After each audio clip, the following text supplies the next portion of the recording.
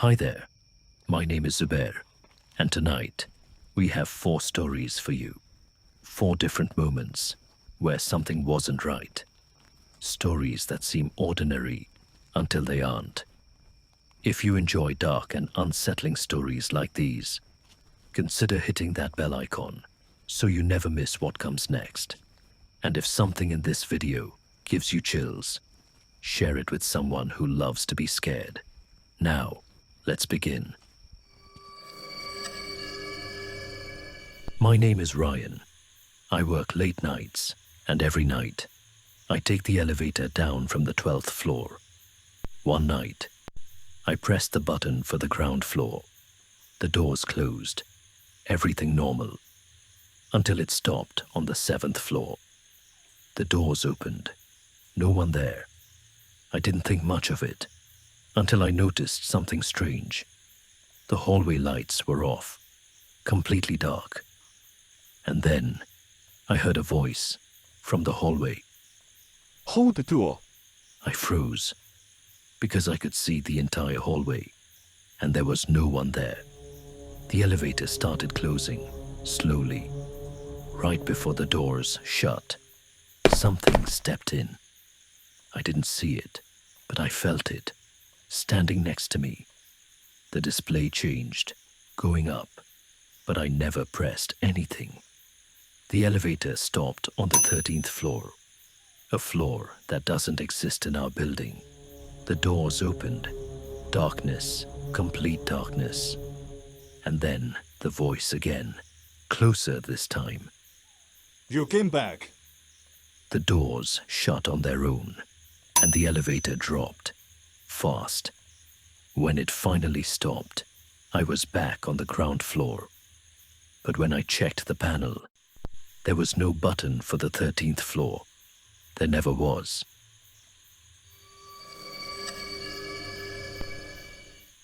My name is Aisha. This happened during a late drive home. Around midnight, the roads were empty, too empty. I noticed a car behind me, far at first, but it kept getting closer.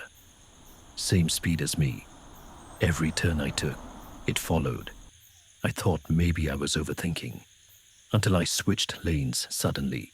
It switched too.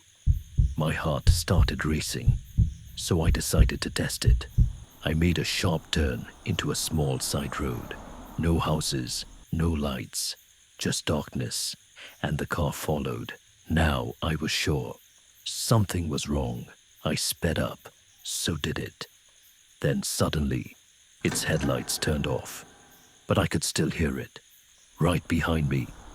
I couldn't see anything in my mirror, nothing, just darkness chasing me. I slammed the brakes. The road behind me, empty. No car, no lights, nothing. I drove home shaking. The next morning, my car was covered in mud, except for one thing, perfect handprints on the back window from the inside.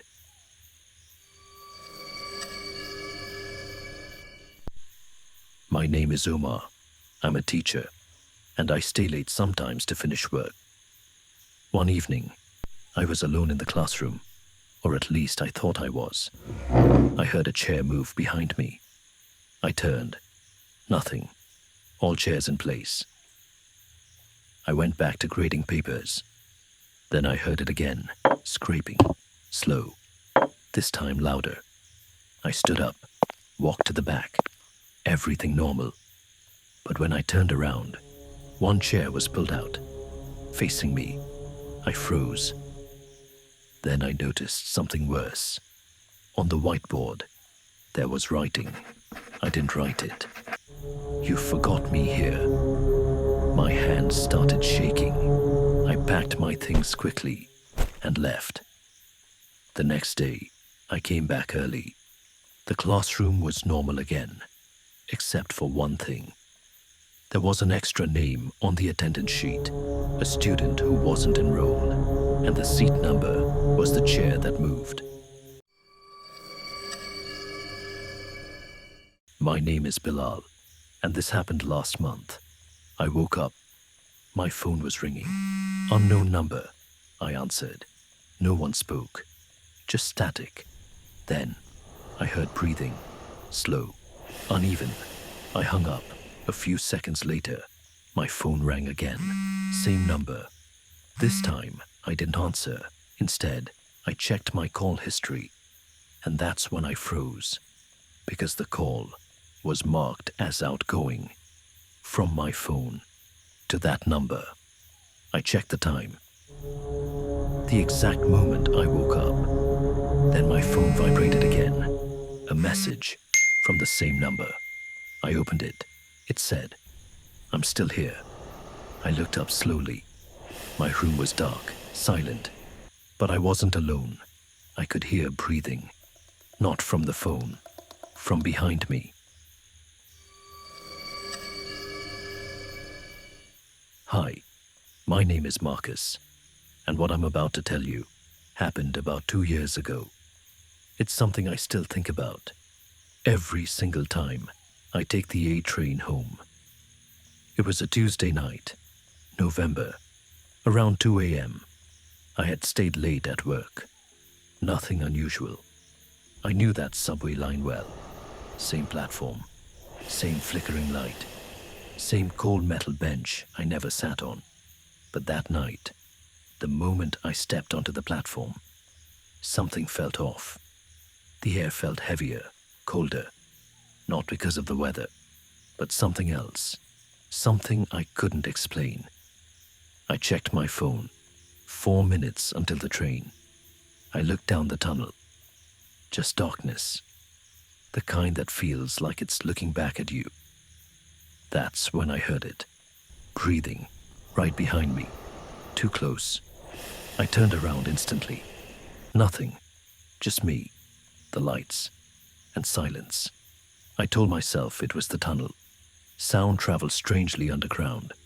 So I turned back. And that's when I saw her, standing at the edge of the platform. A woman, wearing a white dress, her hair completely soaked, water dripping onto the floor. I froze. I wanted to say something, ask if she was okay. But before I could, she turned her head toward me. Not her body, just her head, farther than it should ever turn.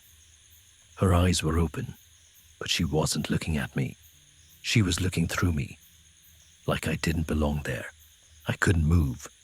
I couldn't speak. And then, the train came. The lights swept across the platform. She was gone. But later, on the train, I looked at my reflection in the window, and there was something behind me.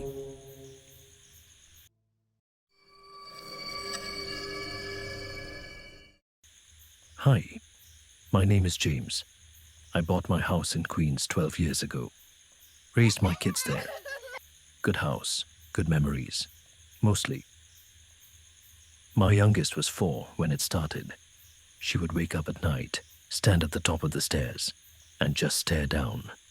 I asked her why. She said there was a boy at the bottom, and he wanted her to come down. There was no boy. I checked every time. Empty stairs, empty hallway, nothing. Then one night, I saw him, small, maybe 6 years old, standing at the bottom of the stairs, looking up at me. I blinked. He was gone. I never told my wife. I never told my daughter. But the next morning, I asked her, "What does the boy look like?" She thought for a moment. Then she said, "He looks sad, Daddy." "Like he just wants to go home." We moved 2 years later. Different reasons, officially. But sometimes, I still think about that boy, standing there, waiting, still waiting. If you have a horror story, something that happened to you, something you've never told anyone, we want to hear it. Drop it in the comments below. Or, if you want to share something more personal, check the form in the description. Tell us what happened. Your story could be our next video. Until next time, stay safe, and whatever you do, don't look behind you.